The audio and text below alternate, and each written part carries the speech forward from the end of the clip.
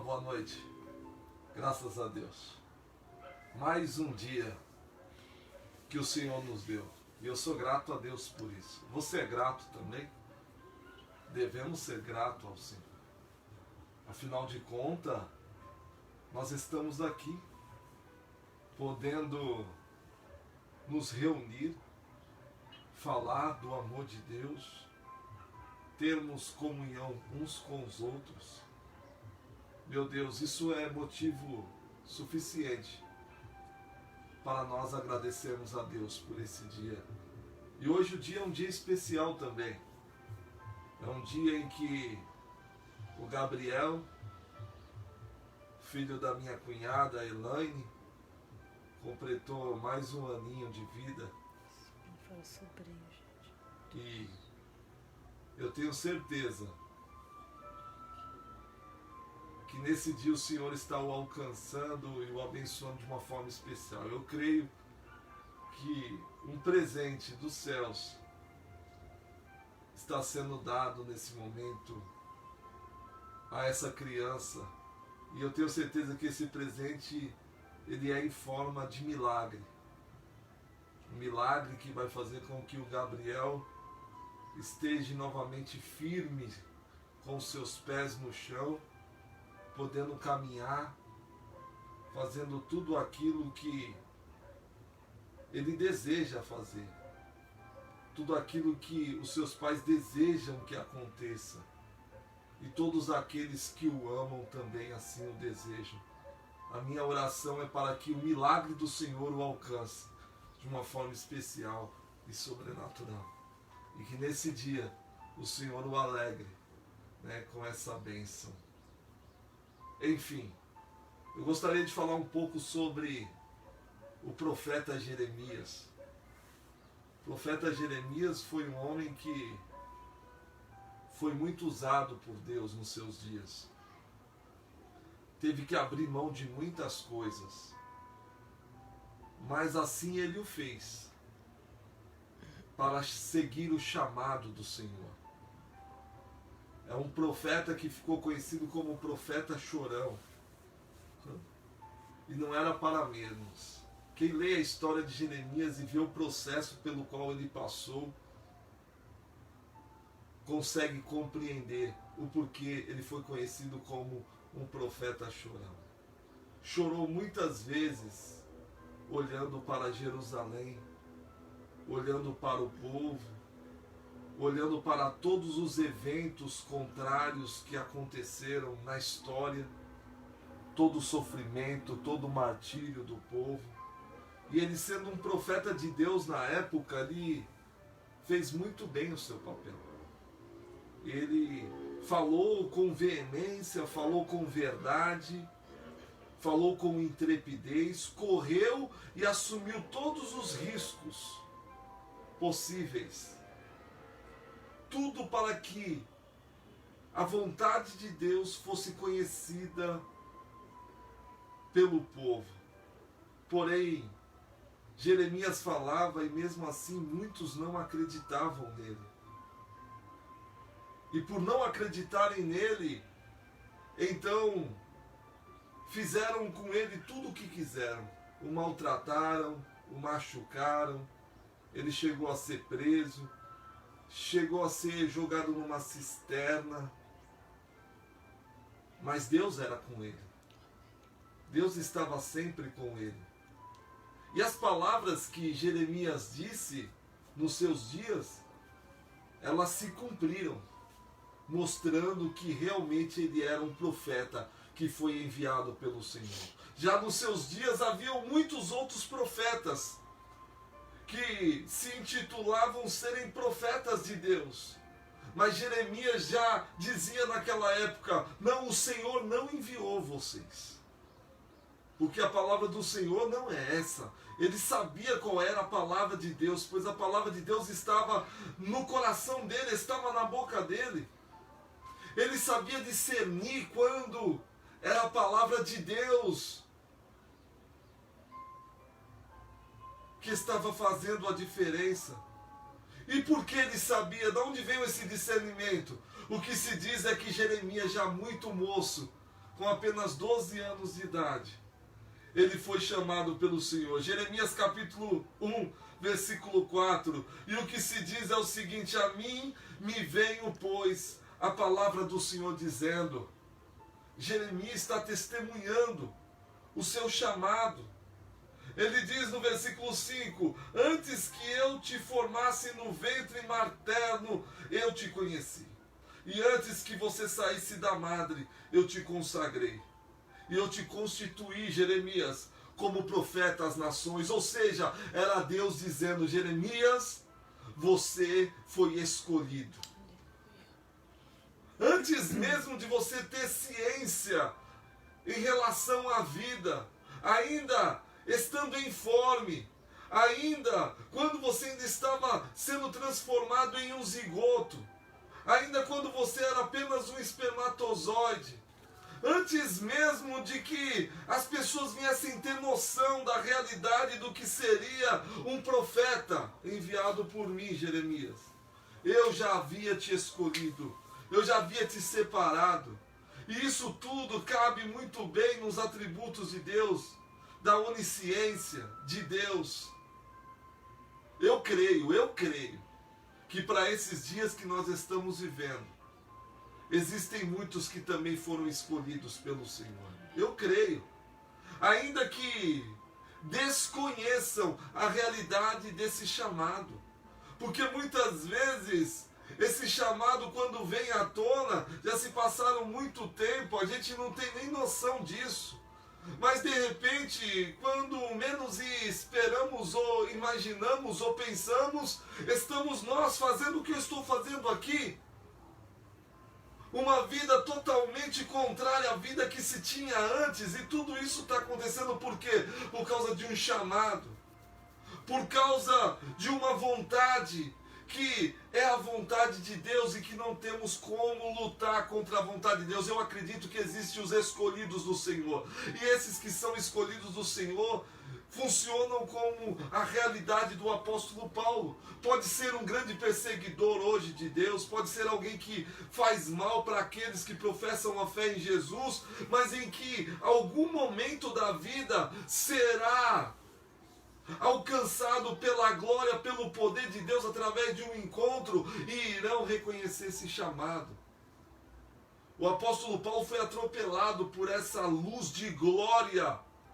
E o que se diz é que Deus olhou para o profeta na época que questionou a Deus o porquê ter escolhido Saulo de Tarso, e Deus disse para ele: olha, esse que você está dizendo que não é apto, esse que você está dizendo que não serve, esse que você está dizendo, olha, ele joga muito melhor para o lado do inimigo, esse a qual você diz, olha, esse não pode estar junto conosco vestindo a mesma camisa, esse é para mim um vaso escolhido.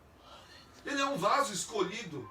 Eu quero que você pegue isso com você agora, vaso escolhido. Então repita comigo: eu sou um vaso escolhido por Deus. Você é um vaso, meu irmão, escolhido. Ainda que você não esteja entendendo nada do que eu esteja falando.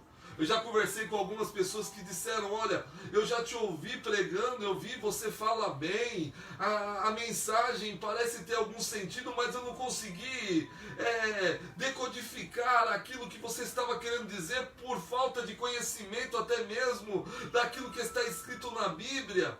E eu disse para ele: não se preocupa, meu irmão, porque só o fato de você ter parado para ouvir, isso significa que o Espírito Santo de Deus já estava agindo na tua vida. E no momento certo você vai descobrir que você é um escolhido, que você é um vaso escolhido pelo Senhor para pregar o nome dele diante de todos neste mundo.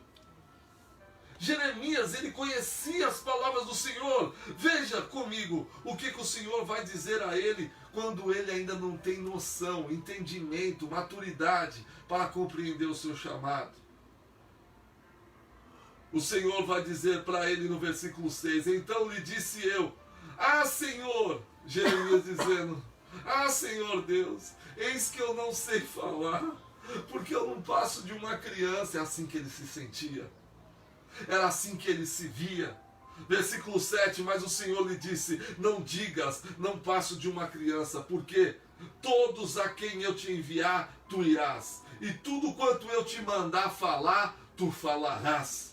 Não temas diante deles, porque eu sou contigo para te livrar, diz o Senhor. Quando o Senhor envia, quando o Senhor chama alguém, o Senhor se responsabiliza. É por isso que eu não tenho papa na língua e eu não estou preocupado com o que as pessoas vão dizer. Simplesmente eu falo assim como o Senhor ordenou que eu falasse, e eu creio que Ele se responsabiliza, porque as palavras que eu digo, eu não as digo de mim mesmo, são palavras do Senhor, e você pode provar por si só e saberá que essa palavra é a palavra de Deus. E olha só, versículo 9, no versículo 8 ele já traz a ideia a Jeremias de que muitos, no caso, seriam obstáculos no caminho dele, tentando parar, o persuadir, tentando o inibir, o impedir de cumprir aquilo que o Senhor chamou ele para fazer. Mas ele diz, não temas. Não temas diante deles, porque eu sou contigo para te livrar. Oh glória! O Senhor é comigo, o Senhor é contigo, meu irmão, e será sempre.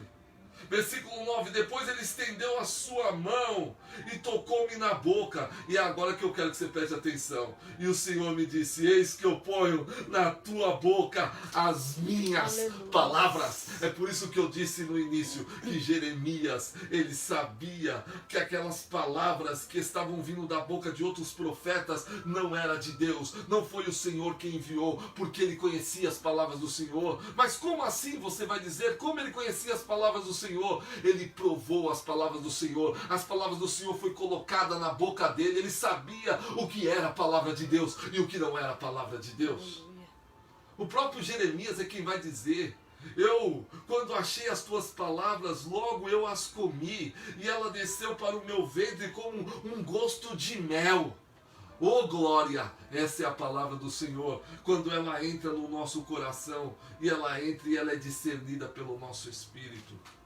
Jeremias conhecia as palavras do Senhor, mas existiam muitos profetas na época que não conheciam as palavras do Senhor, que não temiam a Deus e que falavam aquilo que as pessoas queriam ouvir, e tudo isso por conta dos seus próprios interesses ou até mesmo com medo de perder a sua vida, já que o ir contra algum rei naquela época, falar alguma palavra contrária, poderia de alguma forma trazer algum tipo de penalidade para eles. E eles, temendo a isso também, eles tinham por hábito fazer aquilo que muitas vezes nós fazemos diante daqueles que são autoridades e que nós muitas vezes sabemos que podem fazer alguma coisa para nos prejudicar. O que fazemos então? Os bajulamos, muitas vezes reconhecendo que eles estão errados nas suas atitudes. Mesmo assim, nós não nos opomos diante dele, e muitas vezes nós, ao invés de falarmos a verdade, nós simplesmente concordamos com todos os erros e com tudo aquilo que essas pessoas dizem.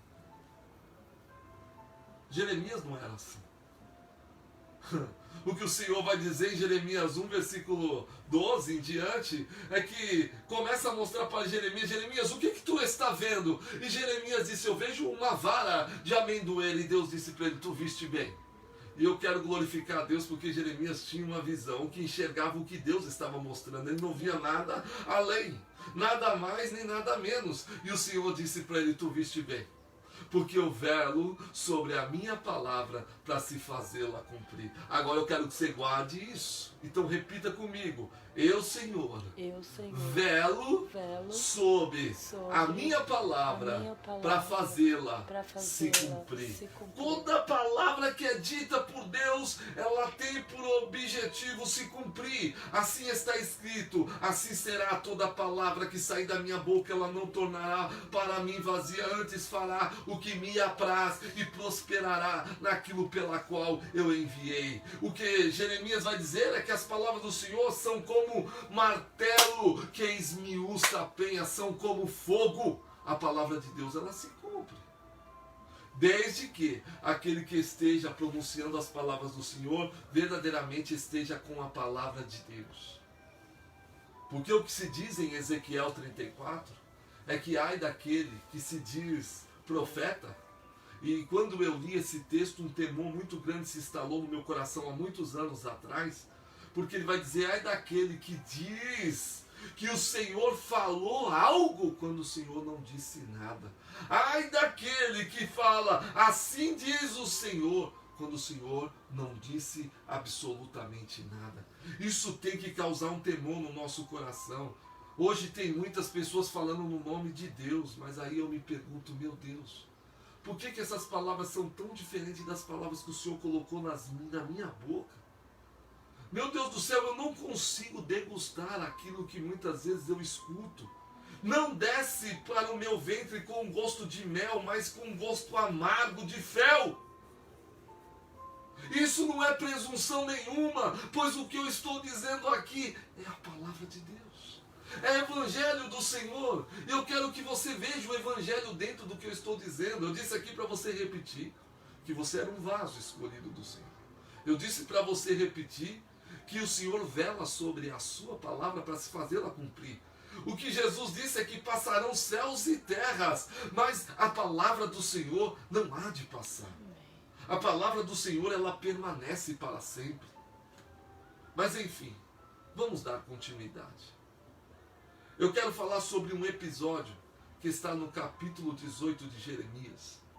Depois que você teve essa compreensão, em síntese, foi algo rápido que eu falei sobre o chamado dele, eu quero que você vá comigo em Jeremias capítulo 18. E já quero fazer menção do que eu falei alguns dias atrás sobre Ezequiel capítulo 37. Quando fala que Ezequiel, sendo um profeta do Senhor, ele também foi levado por Deus a um determinado local, aonde Deus o disse, olha só Ezequiel, você está vendo esses ossos que estão sequíssimos? Eles podem reviver? Ezequiel olhou para Deus e disse, tu o sabes, Senhor. E naquele momento o Senhor disse, então você vai profetizar a esses ossos, dizendo, ossos secos, ouvir a voz do Senhor. Eis que eu colocarei em vós nervos, eis que eu colocarei pele sobre vocês, e assim por diante.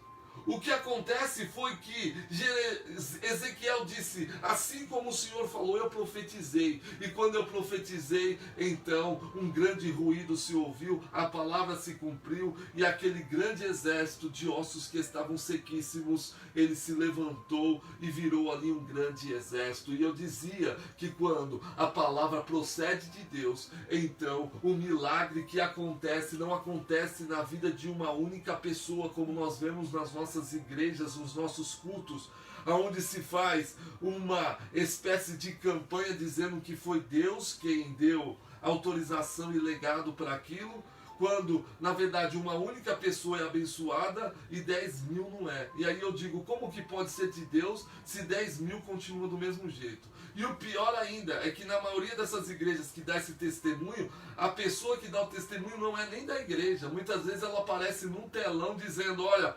aconteceu comigo e tudo mais, mas dentro daquela comunidade, dentro daquela igreja, não se vê de forma alguma alguém ali dentro que tenha passado por essa experiência. Mas Ezequiel, quando profetizou a palavra de Deus, foi todo aquele vale, aquele cemitério, todos aqueles ossos, todos aqueles esqueletos que estavam ali, viraram em pessoas vivas, ressuscitadas, porque a palavra do Senhor se cumpriu, ele vela sobre a sua palavra. Jeremias capítulo 18, e aí tem tudo a ver com o que eu falei de Ezequiel e tudo mais. Deus chama Jeremias e diz o seguinte para ele, palavra do Senhor que veio a Jeremias dizendo, dispõe-te, olha só, se coloca à disposição e desce à casa do oleiro. Mandou ele descer na casa do oleiro. E aí ele disse, e lá ouvirás as minhas palavras. Ou seja, não adianta nem você me perguntar o que eu quero com você agora, Jeremias. Não adianta nem você falar, olha, eu estou curioso. Você vai até lá. Depois que você chegar lá, aí sim eu vou falar com você. Enquanto você não chegar lá, então eu vou ficar mudo, em silêncio. Mas eu quero que você vá até lá. Fique tranquilo, porque lá eu estou dizendo, você vai ouvir as minhas palavras. E aí o que acontece é que no versículo 3, prontamente, Jeremias, ele desce à casa do oleiro. Veja que ele obedeceu. E essa é a condição do profeta que não questiona a Deus. Que diz assim, Senhor, eis-me aqui, é para falar, eu vou falar. Mas qual é o efeito que isso vai surtir? Não sei. Eu não sei nem se tem alguém me ouvindo, se alguém vai me ouvir. Eu lá sei, mas a minha certeza no meu coração é que eu estou fazendo o que Deus mandou. E se eu estou fazendo o que Deus mandou, meu amigo, eu posso não estar nem vivo para ver, mas eu tenho certeza que essa palavra não vai voltar vazia. Glória a Deus. Vai se cumprir na vida de alguém. Eu espero que seja na sua. E na minha também, porque eu não sou melhor que você, nas nossas vidas, na vida das nações. Glória a Deus. Aí então ele vai dizer, eu desci. Eu fui até a casa do oleiro, e eis que o oleiro estava entregue a sua obra sobre as rodas. O oleiro estava trabalhando. Eu disse que o grande oleiro, ele traz consigo ou carrega em si mesmo o significado de Deus. Quando o próprio Jesus disse a Ananias, o profeta, acerca de Saulo de Tarso, eis que ele é um vaso escolhido, era porque o próprio Jesus é quem estava preparando Saulo de Tarso como o oleiro prepara um vaso para que ele se transformasse num vaso de honra para poder anunciar o Evangelho de Deus. Aleluia. É assim que ele faz, porque o apóstolo Paulo, outrora, era um vaso de desonra, como eu era, como talvez você que está me ouvindo era, ou como você ainda é. Mas não importa se você era, se você é, Deus, ele tem ainda poder sobre Aleluia. o vaso, ele carrega em si mesmo esse poder, ainda que nós relutamos para querer impedir a ação de Deus, ainda que nós reclamamos, ai Senhor, está doendo, não aperta tanto não. O apertão de Deus, meu irmão, ele não te estraga, ele te melhora, ele te preserva, ele te faz em um vaso novo. É assim. Aí Jeremias começou a olhar o oleiro que estava ali trabalhando sobre as rodas e estava modelando o vaso. E veja que Deus o levou até ali para que ele observasse algo, para que ele aprendesse alguma coisa, para que ele visse aquela ilustração e aprendesse um grande ensinamento. É assim que eu olho a palavra de Deus. Tudo que eu vejo como acontecimento, eu vejo como algo que Deus está querendo me mostrar, algo para o meu ensinamento, para o meu bem, para o seu bem. Aí ele diz assim, olha, como o vaso que o oleiro fazia de barro se lhe estragou na mão, ele percebeu que o oleiro pegou o vaso e estava ali modelando o vaso. Tipo aquele filme do Ghost, sabe? Ele estava ali modelando o vaso. E de repente o vaso estragou, quebrou, caiu. E aí ele tornou a fazer dele um outro vaso segundo o que lhe pareceu. Então vamos tentar imaginar essa ilustração aqui. O oleiro está ali trabalhando com a argila, com o barro, modelando aquilo tudo mole, maleável. E de repente, pum, quebrou aquilo, caiu, despedaçou. E aí Jeremias está olhando e ele percebeu que o oleiro não se desesperou não. O oleiro em momento nenhum ficou gritando, reclamando, dizendo, puxa vida, o que foi que aconteceu? Não! O oleiro tinha controle sobre aquela questão. Então o oleiro já estava preparado para aquilo que poderia acontecer. Deus, ele já sabe o que pode acontecer na minha vida e na tua vida. E ele sempre vai ter uma saída para a minha vida e para a tua vida, porque ele sabe que nós somos pó, ele conhece a nossa estrutura. Ele conhece. E aí, Jeremias está olhando e o oleiro, ele pega aquele vaso que caiu com muito carinho, com muita calma, e ele pega, começa a trabalhar, e aí Jeremias percebeu que ele mudou a cara daquele vaso. Aquele vaso estava saindo com uma cara, quando caiu e quebrou, o oleiro pegou e fez um outro vaso com aquele mesmo vaso, mas fez um segundo vaso diferente, melhor. Ele modelou melhor, ele trabalhou melhor. Ou seja, ele fez um vaso segundo o que lhe pareceu. Ou seja, o oleiro, quando trabalha com o vaso, a qualidade do vaso vai depender do olhar do oleiro. Amém. É segundo aquilo que o oleiro deseja. Não é o vaso que escolhe que tipo de vaso ele quer ser. É o oleiro quem dá para ele a sua classificação de vaso, de como ele vai ser. Simples assim. E aí, no versículo 5, então veio a mim a palavra do Senhor. Veja que ele desceu para ouvir a palavra do Senhor. Aí agora vem a palavra do Senhor. Mas enquanto, meu irmão, a palavra do Senhor não vem, sabe o que você tem que fazer? Observa. Aleluia. Fica observando tudo o que está acontecendo. Eu fico só observando. É um segredo meu que eu estou contando aí para você, tá bom? Eu fico só de olho, só observando. Eu falo para minha esposa, ó, tô só observando. Aleluia. Aí ela diz assim, você não vai falar nada? Eu falei, não, tô esperando o Senhor falar, tô só observando. Porque chega um momento que Deus fala. Amém. Deus fala. Deus só não fala quando, ao invés de nós observar, nós metemos os pés pelas mãos e começamos a dar pitaco, começamos a querer ajudar o oleiro. Já pensou se Jeremias saísse correndo ali para querer pegar o vaso na mão? Ao invés de ele ajudar, ele ia estragar mais ainda aquele vaso. É assim que eu vejo. Então, se o oleiro está cuidando do vaso, você tem que confiar no oleiro. Não queira dar ajudinha nenhuma, não fica olhando, o oleiro sabe o que está fazendo. E muitas vezes o oleiro deixa acontecer coisas desse tipo, que eu chamo de incidente, mas ele está deixando isso acontecer só para mostrar para você, para mostrar para mim, que ele é um oleiro, mas não é um oleiro qualquer. Ele não carrega em si mesmo só o título. E por que eu estou dizendo isso? Porque o que tem de pessoas que são intituladas oleiros, pastores, presbíteros, carregam em si o título. Está o tempo todo pedindo ajuda de um, pedindo ajuda de outro, mas o oleiro não. O oleiro não. O oleiro, ele sabe o que está fazendo.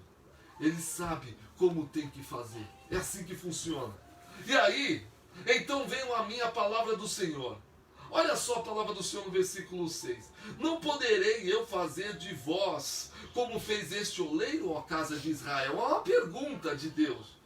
Bom, ele está dizendo... Não poderei eu fazer com vós, ó casa de Israel, o que o oleiro fez com esse vaso? O que o oleiro fez com o vaso? Ele consertou o vaso, ele modelou o vaso novamente, ele fez aquele vaso quebrado um vaso novo. E Deus estava dizendo, será que eu, o Senhor, não posso fazer a mesma coisa? Essa pergunta é para mim e para você. Você acha que Deus pode mudar aquele vaso que nasceu torto? E que muitas vezes você diz, esse aí não tem como endireitar. Porque para o mundo funciona assim, vaso que nasce torto, pau que nasce torto, morre torto. Mas para o nosso Deus, não. Aleluia. Para o nosso Deus, o pau que nasce torto, ele endireita. Amém. Porque ele tem todo o controle sobre aquilo que nasceu com defeito, que está danificado ou que se danificou por causa de algum acidente. Ele pode mudar essa condição. Então, o que vai acontecer? Olha só, a pergunta que Deus faz, não poderia eu fazer o mesmo? Quando ele fala aqui casa de Israel, eu quero que você interprete agora com a cidade de São Paulo, com o bairro onde você mora. Eu moro aqui no Jardim Brasil. Eu não sei o bairro que você mora. Ou o país que você vive, Brasil. Ou até mesmo um outro país, uma outra nação, não importa qual seja ela. A minha pergunta para você é a seguinte: Deus, ele poderia fazer o que esse oleiro fez com esse vaso que se quebrou? Ele poderia fazer isso com a nação brasileira, com as nações, com a minha família, com a tua família? Na minha família tem muito vaso que está precisando ser trabalhado. Eu sou um desses vasos. Talvez na sua família também tenha vasos, e você está entendendo que quando eu falo de vaso eu estou me referindo a vocês mesmos, a pessoas, a gente que precisam ser trabalhadas. Talvez aquele irmão seu, aquela irmã sua que você já está convivendo com ele há muito tempo, que você disse, esse aí não, eu já conheço, eu cresci com ele, não, esse não. Esse que você está dizendo que não, o oleiro, ele tem esse poder, mas você acredita mesmo que ele pode fazer? Porque muitas vezes nós falamos que nós cremos em Deus, mas nós deixamos a desejar quando nós limitamos a Deus, dizendo, nem Deus pode endireitar isso. Talvez você já usou essa frase dizendo, nem Deus, mas nem Deus consegue endireitar mais. Eu estou aqui nessa noite para trazer a boa notícia para você. Deus pode endireitar, sim. Ele pode, porque Ele continua tendo controle. Ele é o oleiro. Não poderia eu fazer isso com a casa de Israel? É claro que a casa de Israel representa o povo judeu, e o povo judeu, dentro da Bíblia, na história da Bíblia, é sempre um povo obstinado, rebelde, que não ouve a Deus, que sempre tenta a Deus. É um povo que só quer provar de Deus o poder, mas que esquece de Deus com muita facilidade. É um povo que prevarica contra o Senhor, que blasfema, que pratica todo tipo de idolatria, todo tipo de perversão, de malignidade, de maldade. Esse é o povo judeu. Aí eu bati na Bíblia, calma aí. Posso bater na Bíblia não, que tem irmãos aí que dizem que a Bíblia é o próprio Deus. A Bíblia não é Deus. A Bíblia, ela fala de Deus e dá testemunho de Deus. Mas Deus é maior do que isso aqui. Deus é maior do que a Bíblia. Porém, aqui está registrada as palavras de Deus, como eu estou lendo. Estou dando testemunho aqui. Olha só. Assim diz o Senhor, eis que como barro está na mão do oleiro, assim sois vós na minha mão, ó casa de Israel. É Deus que está dizendo, assim como esse oleiro tem o controle, o domínio sobre o vaso nas mãos dele, assim eu também tenho o controle de vocês, se vocês estiverem nas minhas mãos. Agora eu quero que você perceba algo. Deus só pode trabalhar na vida daquele que se permite ser trabalhado por Deus. Amém. Aquele vaso de argila, de barro, aquele oleiro conseguiu pegar e modelá-lo, porque, na verdade, ali não se tratava de uma pessoa, era realmente um vaso que ele estava trabalhando. Mas agora nós estamos falando de gente, de pessoas. Deus quer trabalhar na tua vida e na minha. Mas nós precisamos permitir isso, nós precisamos nos colocar na mão de Deus. Deus não vai fazer isso na vida de alguém que não deseja que isso aconteça. Existem casos, e aí eu vou dizer que existem as suas exceções, como Saulo, porque já era escolhido mesmo de Deus.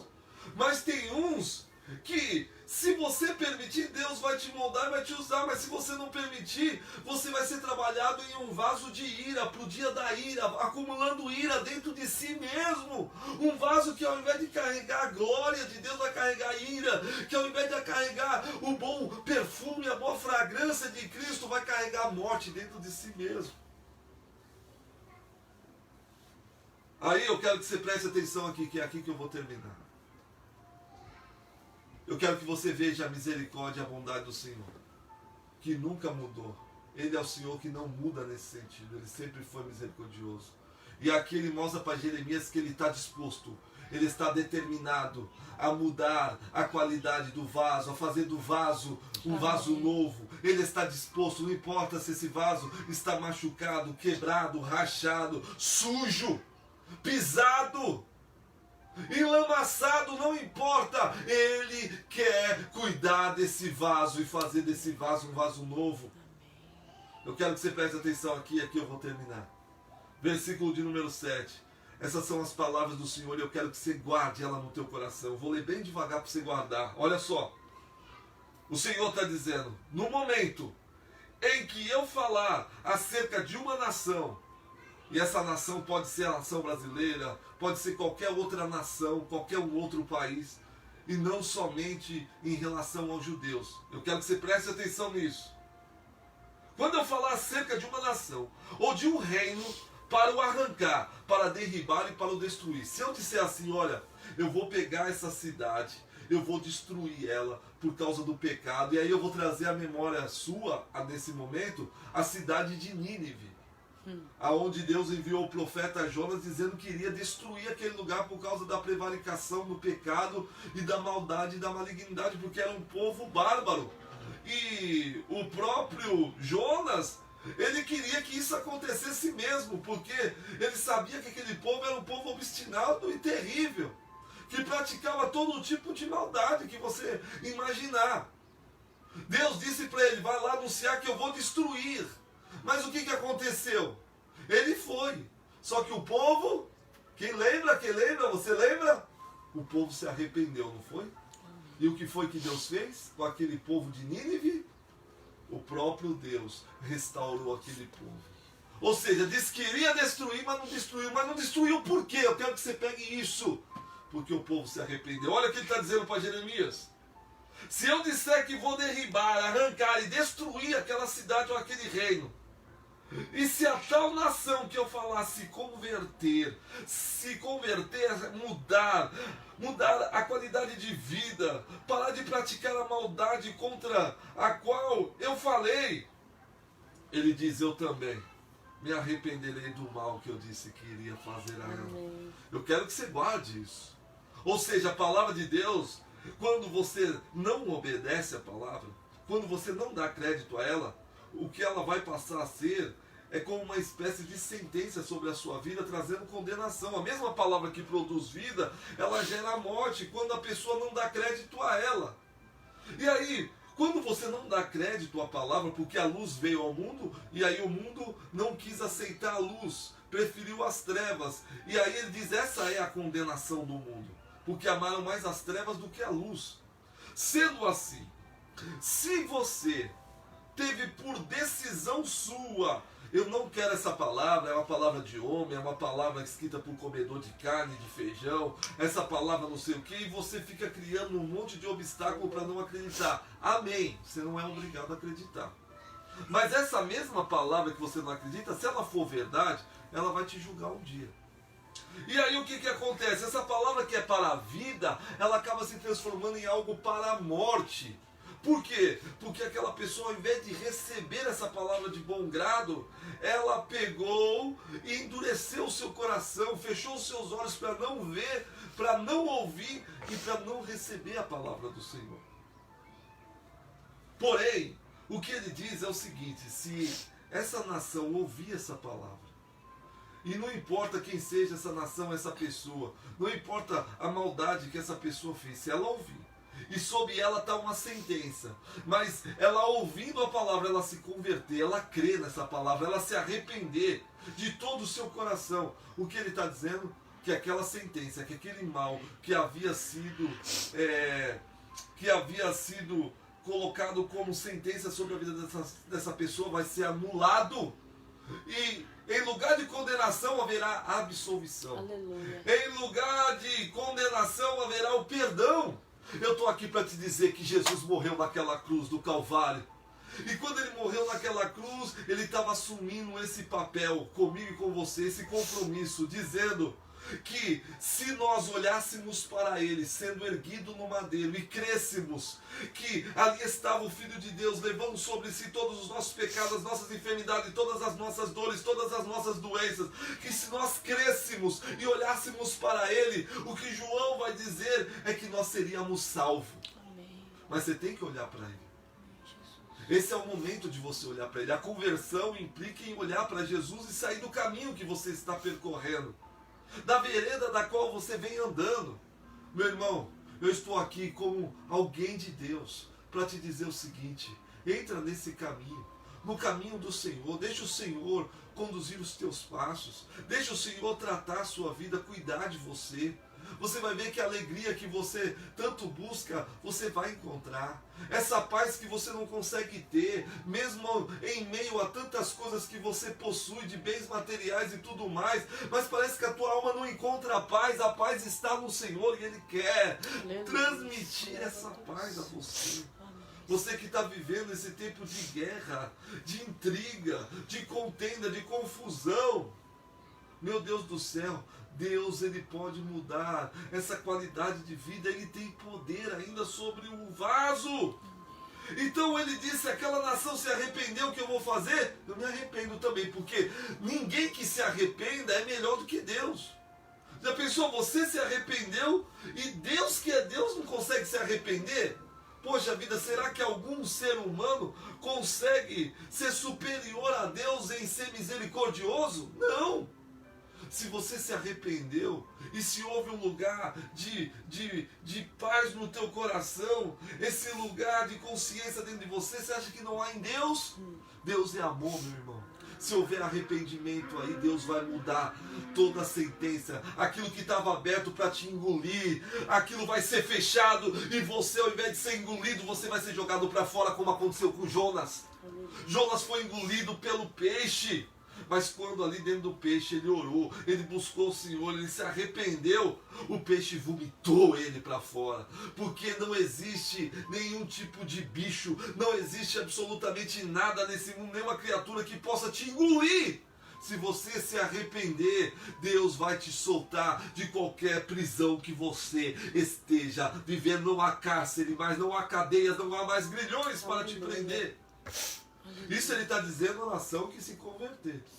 Ele disse, eu vou fazer o mal, mas a nação se converteu, então eu me arrependo. Mas ele continua dizendo, no momento em que eu falar acerca de uma nação ou de um reino para edificar e plantar. Agora ele não está dizendo que vai condenar o reino, que vai destruir. Não, ele está dizendo, agora eu estou falando de edificar e plantar, eu estou falando de bênçãos, coisas boas que eu vou fazer. E se esse reino que eu disse, olha, eu vou fazer uma coisa boa, eu vou manifestar a minha graça sobre eles, a bênção do Senhor, só que ao invés de eles fazerem o bem, eles fizerem o mal diante dos olhos de Deus e não deram ouvido à minha voz, então eu me arrependerei do bem que eu havia dito que faria. Veja essa segunda condição. Talvez você que está me ouvindo já recebeu a palavra de Deus na tua vida. Estou falando a palavra de Deus, eu não estou falando de profecia feita por homens, de revelação, estou falando a palavra de Deus. E você, quando recebeu a palavra de Deus, você falou, meu Deus, é bênção para a minha vida. É palavras de vida, são espírito e vida. A palavra de Deus, ela é saúde, ela é vida para todo o corpo. E aí você, em guardando essa palavra no teu coração, recebeu todas essas promessas. Agora, de repente, você, ao invés de continuar fazendo o bem, você se cansou de fazer o bem. Você se desanimou, você olhou para alguém que estava fazendo alguma coisa errada e você acabou parando, ou você acabou invejando aqueles que são ímpios, que cometem a impiedade e estão enriquecendo o tempo todo. Talvez como Asaf, você acabou de alguma forma sendo seduzido por isso. E aí você começou a esfriar o seu coração. Nós estamos vivendo esse tempo de esfriamento. Ele disse que se você mudar a condição do que era fazer o bem e passou a fazer o que era mal, aí ele diz, eu me arrependo também daquilo que eu falei. Ou seja, o bem que eu falei que eu iria fazer, eu falei que eu ia edificar, falei que eu iria plantar, eu falei que eu iria construir. Já que você ficou do lado do mal, então agora aquilo que eu falei que eu iria fazer para o seu bem não vai acontecer mais. Porque não tem como a pessoa fazer o mal e colher o bem. E não tem como a pessoa fazer o bem e colher o mal, é o que ele está dizendo. Então, o conselho para você que está me ouvindo é faça o bem. Amém. Porque ao seu tempo você vai ceifar se você não houver desfalecido. Enquanto é tempo, guarda o teu coração, contentai-vos com o que vós tendes. Ele não vai te desamparar, ele não vai te deixar. Você tem que acreditar assim. Poxa vida, eu estou fazendo bem, só recebo males. Amém. É assim que você está vendo hoje, mas e aí? Acabou? Encerrou? Não, a sua jornada, ela está no processo. Calma, calma, calma. E lá na frente você vai ver. Você vai ver que há recompensa para aqueles que estão seguindo o Senhor. Então, meu irmão, não permita que o seu coração se esfrie. Não permita que aquilo que você assiste e vê com os seus olhos, de alguma forma te afaste da presença de Deus. Eu acabei de mostrar para vocês que Ele continua sendo Deus, Senhor e misericordioso. Ele quer fazer o bem, Ele é longânimo, benigno. E a misericórdia dEle alcança gerações e gerações. Mas para isso acontecer, você precisa se colocar na mão dEle. Eu queria continuar lendo, mas eu não vou fazer isso. Mas eu peço que você faça isso. E você vai ver que o que eu estou dizendo é a palavra de Deus. Eu quero orar por você nesse momento. Meu irmão, eu disse aqui que a palavra de Deus ela é poderosa. Eu já provei. Está escrito provar e vede que o Senhor é bom. Eu já provei. E eu venho provando isso a cada dia. Eu lembro que um dia o meu irmão olhou para mim, e foi na época da minha conversão. Eu tomava muita cerveja e eu simplesmente não quis mais tomar cerveja. E não tinha mais prazer naquilo. Não havia necessidade mais. Eu não estou dizendo que eu sou contra quem faz isso. Eu não estou aqui julgando ninguém. Eu estou aqui dizendo que não havia necessidade para mim, já que eu era um alcoólatra. Não tomava uma latinha de cerveja, eu tomava muita cerveja. Da número 1 até a 51 eu tomava todas. Não tinha tempo ruim comigo. E ele disse assim para mim, ele tomando uma cervejinha, ele disse para mim, poxa, eu fico tão triste olhando para você, porque, poxa vida, você não toma mais uma cervejinha, olha só. Aí eu olhei para ele, eu dei um sorriso e eu lembro como hoje, tem muitos anos isso, e eu lembro como hoje, eu disse para ele, olha, não só você, mas que todos venham se entristecer. Se esse for o caso, que o fato de eu não aceitar mais isso para a minha vida está entristecendo você, que todos se entristeçam, mas que eu permaneça com essa alegria. Aleluia. E eu disse para ele o seguinte, olha, ninguém, absolutamente ninguém, você que está me ouvindo, sabe que o que eu vou falar é verdade, você jamais trocaria uma coisa boa por uma coisa ruim. Ninguém troca o que é bom, ninguém pega um carro, por exemplo, você não vai pegar um carro que você acabou de comprar zero e trocar por uma bicicleta. Você não faz isso. Mas se alguém vier trocar com um avião, com um helicóptero, você troca. Porque geralmente nós fazemos trocas, mas nunca para nos prejudicar. Nós sempre queremos o melhor. E eu disse para ele, a minha escolha não foi ruim. Eu não troquei aquilo que era bom por algo ruim. Eu troquei aquilo que era ruim por algo bom. E eu estou feliz com essa troca já há 17 anos. Meu irmão, você não sabe o bem que isso faz. Você não sabe o quanto esse bem, ele quer fazer o bem em você também. Mas para isso acontecer, muitos vão se entristecer. E às vezes a gente, para não deixar as pessoas entristecer, sabe? Porque a gente considera muito, às vezes até a mãe, é um pai, é um filho, é uma pessoa, um marido, a esposa, a gente, por não querer ver aquela pessoa triste, aí a gente acaba cedendo. E aí, ao invés de agradar a nós mesmos ou agradar a Deus, nós passamos a agradar todo mundo. E nós vivemos nesse tempo onde todo mundo quer agradar todo mundo, mas ninguém quer agradar a Deus. Eu quero agradar o Senhor, essa foi minha escolha, que essa seja a sua escolha. Aleluia, também. Jesus. O oleiro nessa noite, ele está com as suas mãos, ó, ele já passou a mão ali, já deu uma molhadinha nela, já está preparado para trabalhar. Aleluia. E a minha vida já está aqui, Senhor. Pode trabalhar na minha vida, ele pode trabalhar na sua também. Se ele pode trabalhar na sua, então diga assim, Senhor, está aqui a minha vida e eu quero colocá-la nas tuas mãos. Faça de mim, Senhor, um vaso que venha glorificar o teu nome. Não um vaso de ira, não um vaso de morte, mas um vaso para a vida, Senhor, que carrega em si mesmo a essência do teu evangelho, da tua fragrância, Senhor Deus, desse bom perfume que exalado, meu Deus, pode alcançar e salvar multidões. Fecha os teus olhos, coloque a tua mão no teu coração, Senhor. Eu quero te louvar, eu quero te bendizer, meu Deus, por esse dia. Senhor, eu não estudei absolutamente nada para falar o que eu estou falando. Simplesmente eu estou falando porque assim o Senhor colocou no meu coração. E eu tenho certeza que essa palavra, ela tem um endereço certo, meu Deus. Eu tenho certeza que essa palavra não voltará vazia, porque eu sei, Senhor, que essa palavra é a palavra de Deus, é o Senhor dizendo que quer fazer o bem, é o Senhor dizendo para o teu povo, não importa quem seja essa pessoa que está me ouvindo nesse momento, meu Deus, o Senhor está dizendo, não importa o que você fez, o que você praticou, Ele está dizendo, vem.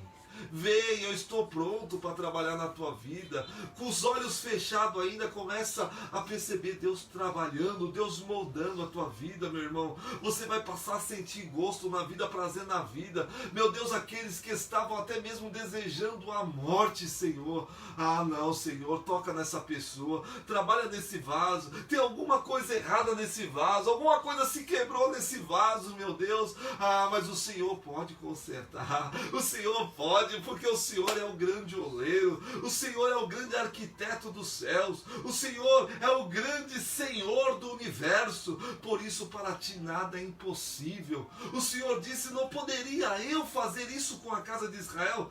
Eu digo a resposta, eu digo de todo o meu coração, o Senhor pode, não só com a casa de Israel, mas com todas as nações, com todo esse mundo, com todo esse planeta. Meu Deus, faça isso, começa fazendo isso na minha vida, Senhor. Senhor. Nós estamos vivendo um tempo, meu Deus, de um egoísmo, de uma arrogância tão grande, Senhor, aonde as pessoas não conseguem perceber as suas fragilidades, as suas fraquezas, as pessoas não conseguem enxergar os seus defeitos, é um apontando o dedo para o outro e dizendo: você que é o errado, é você. Hoje eu participava de uma conversa onde havia um acusando o outro, era marido, esposa, filho, e aquela coisa de um que acusa, e eu ali no meio dizendo: calma, gente, vamos começar tudo novo hoje, o que passou é passado, Deus pode fazer tudo novo hoje, vamos ajustar aquilo que nós chamamos de família, porque família só pode ser reconhecida como família no seu conceito quando a realidade dessa família é de união, é de pessoas que trabalham em favor uma das outras, um trabalhando em favor do outro. Ah, meu Deus, em nome de Jesus, meu Deus, silencia, meu Deus, todas as obras das trevas, aqueles que estão se arrependendo agora, que eles alcancem, meu Deus, o toque de perdão do Senhor. O Senhor está te perdoando, meu irmão, não importa. Ah, você matou alguém, foi mesmo? Você matou? Não importa, Deus está te perdoando. Não importa a maldade que você tenha feito, Deus pode te fazer um vaso novo. Eu tenho certeza que quem te viu irá te ver, e quem te vê não irá acreditar, e quem contar, as pessoas vão duvidar, porque Deus é poderoso para fazer muito mais do que lhe pedimos, pensamos ou imaginamos. Eu quero aproveitar esse momento para orar também, Senhor Deus, por aqueles que estão enfermos, doentes, como a nossa irmã Cida, Senhor Deus, que sofreu aquele acidente. Eu não tive notícias dela, acredito que ela vem se recuperando. Coloca as tuas mãos na vida, Senhor Deus, da nossa irmã Selma, da nossa irmã Edna, do nosso irmão Cláudio, meu Deus, a qual eu tenho um apreço muito grande, Senhor Deus, porque eu sei que ali é um vaso escolhido do Senhor. Eu sei disso, Senhor. É uma convicção dentro de mim, porque a tua palavra não deixa dúvida, Senhor. Alcança a vida do Brian, meu Deus, a vida do Cadu, da sua mãe. Faz a tua obra, meu Deus, na vida do André, da sua esposa, meu Deus, em nome de Jesus, meu Deus. Realiza, meu Deus, esta obra. Meu Deus, manifesta o teu poder na vida da Camila, que fez aniversário recentemente. Meu Deus, coloca as tuas mãos, Senhor Deus. Muda, meu Deus, todas as coisas. A vida da Adriana, meu Deus, que vive aquela espécie de conflito, de confusão, meu Deus, em relação a tantas coisas que vem acontecendo. Alcança o meu irmão Moisés, que está lá no Rio de Janeiro. A pastora Fabiana, meu Deus, que é uma bênção também muito grande. A nossa irmã Cleusa, Fernando. Senhor, nosso irmão Josué, o seu pai Joel. Meu Deus, alcança o nosso irmão Alan. Meu Deus, todos aqueles que estão pregando o teu evangelho, e não importa nem como estão pregando, meu Deus, coloca as tuas mãos, porque o que eu quero é ver a tua palavra sendo erigida na vida de homens e mulheres, construindo, meu Deus, o reino de Deus no meio dos homens, Senhor. Ah, Senhor, a tua palavra diz, meu Deus, que o reino de Deus, ele está dentro de nós. E eu te peço, Senhor, ajuda-nos a enxergarmos esse reino dentro de nós e não do lado de fora. Tem muita gente procurando o reino em tudo quanto é lugar e não está encontrando, porque o reino de Deus está dentro de nós. O reino de Deus é uma porta que se abre para dentro, Senhor. Obrigado, ó grande oleiro. Meu Deus, eu creio que todos nós, mesmo estando modelado pelo Senhor, muitas vezes aquela escapadinha, Senhor, aquela ralada, meu Deus, muitas vezes, mas nós cremos que o Senhor está pronto, meu Deus, para fazer a manutenção desse vaso. E eu tenho certeza que o vaso que é transformado pelo Senhor, ele passa a ser irreconhecido pelo mundo, Senhor Deus, mas passa a ser reconhecido e autenticado no céu. Todo mundo diz, não é, mas o reino de Deus autentica dizendo porque carrega o sangue do Senhor, carrega em si mesmo o sacrifício, a propiciação, carrega em si mesmo aquilo que Jesus gerou na cruz do Calvário, a vida. Por isso eu te louvo, Senhor. Obrigado, meu Deus, por essa casa, por essa família. Abençoa a vida da minha mãe Iraci, do meu pai Lorival, dos meus irmãos por parte de pai e mãe, meus irmãos por parte de pai. Todos eles são amados, todos eles são queridos, e todos eles eu creio que são do Senhor. Abençoa-nos, ó Deus, com toda sorte de bênção, em nome de Jesus. Amém. E graças a Deus, que Deus te abençoe, meu irmão.